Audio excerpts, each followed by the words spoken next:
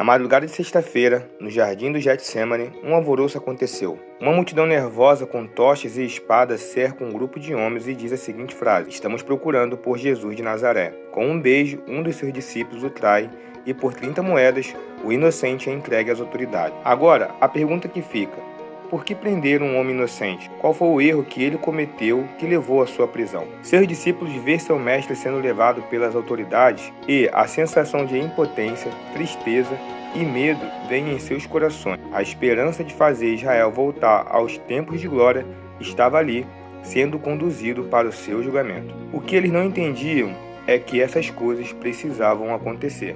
Naquela mesma madrugada, Jesus é levado ao Sinédrio. Ele é interrogado pelas autoridades religiosas. As autoridades tentam encontrar um erro nele. Nem que seja apenas um, já era o suficiente para condená-lo.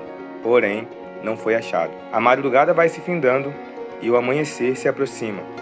A multidão segue clamando pela prisão de Jesus. E então, chega o momento crítico desse julgamento. O governador, Pilatos, querendo agradar o povo, ofereceu a soltura de um prisioneiro. Era costume da Páscoa naquela época. A pressão da multidão, influenciada, resultou na escolha de Barrabás. Agora, por que o povo escolheu Barrabás? A escolha por Barrabás, em vez de Jesus, ocorreu principalmente porque Barrabás representava o ideal judaico de um revolucionário e guerreiro que lutaria contra o domínio romano, enquanto Jesus frustrou essas expectativas ao pregar um reino espiritual, amor e perdão. A multidão foi influenciada pelos líderes e preferiu um rebelde ativo a um Messias pacífico. Mas o que todos não se lembravam é que era necessário tudo isso acontecer.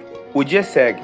Jesus recebe sua punição. Antes da crucificação, Jesus foi açoitado, ridicularizado e forçado a carregar a cruz até o local da execução, sofrendo imensa tortura física. A cada açoite, ele sofreu imensamente. Sofreu tudo sem pecado. Ali, Jesus sofreu, chorou, sangrou. Seus discípulos não podiam acreditar. O Filho de Deus estava sangrando. Aquele que seria o libertador de Israel estava em lágrimas. Aquele que salvou a muitos estava aceitando toda aquela tortura calado. A crucificação era um método romano projetado para causar uma morte lenta, dolorosa e pública por asfixia, choque hemorrágico ou exaustão. Isso tudo nos faz lembrar da profecia do profeta Isaías, capítulo 53, verso 7. Ele foi oprimido e afligido, contudo, não abriu a sua boca. Como um cordeiro foi levado para o matadouro, e como uma ovelha que diante dos seus tosquiadores fica calada e não abriu a sua boca. Seus discípulos não entendiam isso. Calados e tristes, assiste toda essa cena sem entender o porquê de tudo isso. A esperança do povo de Israel estava caminhando em direção à sua morte. Jesus percorreu por uma via longa, conhecida como a Via Dolorosa, carregando a sua cruz, que pesava aproximadamente cerca de 26 a 57 quilos, e o caminho até o Gólgota era entre 600 metros e pouco mais de 1 quilômetro. Fadigado, cansado, tudo para cumprir um propósito. E é aqui que eu quero frisar algo: o propósito de Jesus nisso tudo. Deus escolheu que Jesus morresse em uma data como a Páscoa justamente pelo significado da Páscoa para os judeus. A Pessah, ou a Páscoa judaica, é a celebração da saída dos hebreus do Egito graças a Moisés. Constituiu-se de 2 ritos: a imolação do cordeiro e o pão asmo. A palavra hebraica Pessah significa passar adiante, deixar de fora, e deriva da narrativa da 10ª praga, segundo a qual Deus ordenou aos hebreus que assinalassem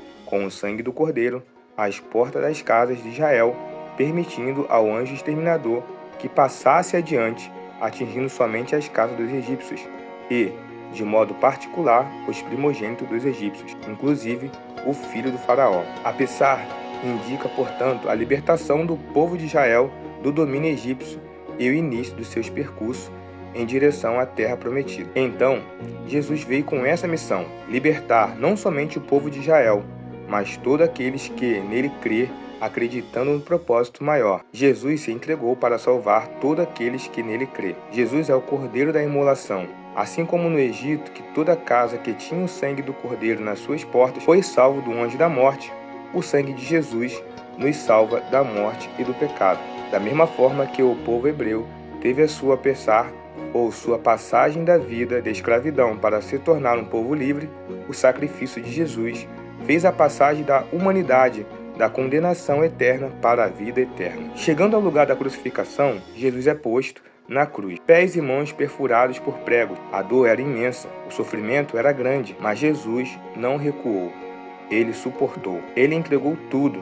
Aquele era o seu maior ato de amor pela humanidade. Assim como ele curou muitos, alimentou multidões, ensinou em casas, sinagogas e ao ar livre. Curou a todos, mendigos, paralíticos, prostitutas, publicanos, romanos. Ele não fazia distinção de pessoas. Ele amou a todos. Ele é estendido na cruz. A multidão que o acompanhava ficou com os olhos fixos, esperando que, naquele momento, Deus enviasse seus anjos e o tirasse daquela cruz, ou que a terra se abrisse e engolisse aqueles que o insultavam. Mas não houve resposta. Então, as pessoas que ainda acreditavam que algo poderia acontecer, eles perderam suas esperanças.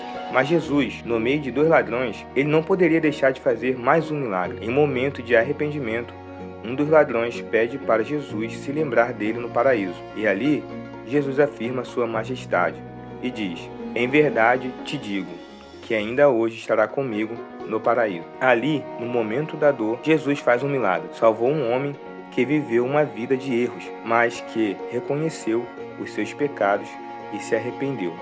Jesus entregou tudo. Às 15 horas dessa sexta-feira, algo sobrenatural aconteceu. Jesus brada a seguinte frase: "Está consumado", e fecha os olhos, um último suspiro, um último grito com um significado forte. Ali era a confirmação de Jesus para Deus, dizendo: "O que eu vim fazer, eu fiz.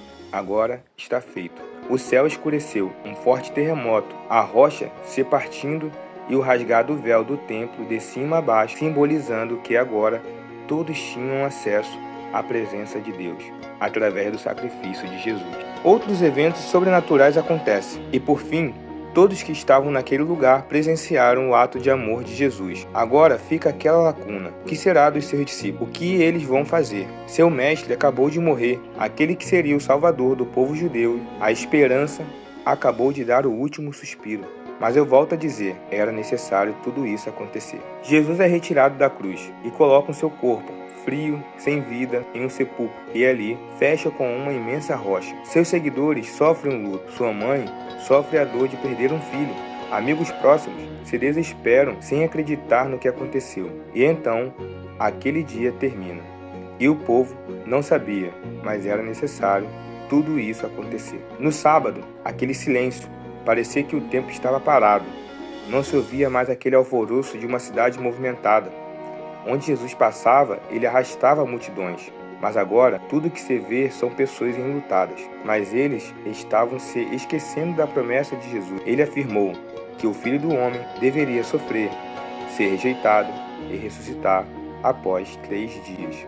O dia do sábado é o dia do silêncio. Os judeus não sabem o que vai acontecer agora. Se haverá outra revolta, guerra ou confusão. Está tudo muito confuso. Alguns dos seus discípulos voltam para suas vidas antigas, acreditando que esses 3 anos de convivência com seu mestre não valeram de nada. Fica aquele sentimento de tristeza e frustração, pois a morte de Jesus desapontou eles que acreditavam no Messias. Mas o que eles não sabiam é que era necessário todo esse silêncio. O sábado passa e o silêncio continua. Mas na manhã de domingo, Maria Madalena, juntamente com algumas mulheres, vão até o seu túmulo. Mas lá, elas veem uma cena chocante. Aquela rocha que fechava o túmulo estava derrubada. E então, ao entrarem no sepulcro, elas percebem que o corpo de Jesus não está mais lá. A primeira impressão é que levaram seu corpo. Porém, um anjo aparece e diz: "Por que procura entre os mortos aquele que vive? Ele não está aqui, ressuscitou." Lembrando não só elas, mas a todos que o sacrifício de Jesus não foi em vão. Ele se entregou para que todo homem, mulher, criança, jovem, filhos, pais, eu e você fôssemos salvos pelo sangue de Jesus. Ele não está morto, ele vive. Um único ato que mudou a história, possibilidade e destino. Ele era carpinteiro, mestre, rejeitado e líder, mas ainda assim ele fez o que nenhum carpinteiro, mestre, rejeitado ou líder jamais fez. Como todos os que precederam, ele nasceu e morreu, mas diferente de todos os que precederam, ele ressuscitou dentre os mortos, ele viveu outra vez. E porque ele vive, todos nós viveremos de novo. Graças a ele, O aguilhão da morte foi desfeito. A sepultura não tem vitória. Podemos começar de novo. Graças a ele, a culpa transforma-se em paz. O arrependimento transforma-se em alívio. O desespero transforma-se em esperança. Graças a ele, temos segundas chances, páginas em branco, novos inícios. Não há fim, graças a ele, Jesus Cristo.